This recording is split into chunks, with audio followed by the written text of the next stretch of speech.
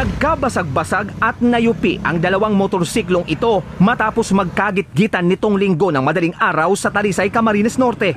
Ayon sa pulisya, papunta ng dagat ang magkakaangkas na menor de edad habang binabagtas ng 4 na kabataan ang madilim na bahagi ng Provincial Road sa Barangay San Francisco. Nagkasagian ang kanilang mga motorsiklo. Sumemplang sa kanal at tumama sa poste ng kuryente ang isang motorsiklo. Sugatan ang mga sakay nitong Binatilyo at Dalagita na kapwa 16 anyos, habang ang isa pang motorsiklo nawala ng kontrol at dire-diretsyong sumalpok sa konkretong boundary marker. Dead on the spot ang rider at binatilyong angkas niya.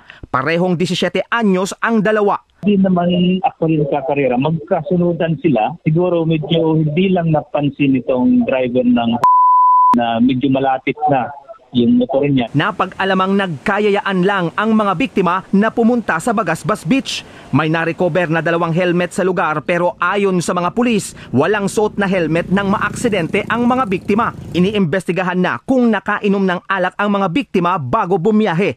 Para sa mga otoridad, ang mga magulang ng mga biktima ang may pananagutan sa insidente. Dapat hindi po natin sila pahihintulutan na magmaneho ng motorsiklo kasi unang-una hindi pa sila authorized mag-drive ng motor dahil minor sila, wala pa silang license. FMR News Bicol, Jonathan Maestrado, umaarangkada sa pagbabalita.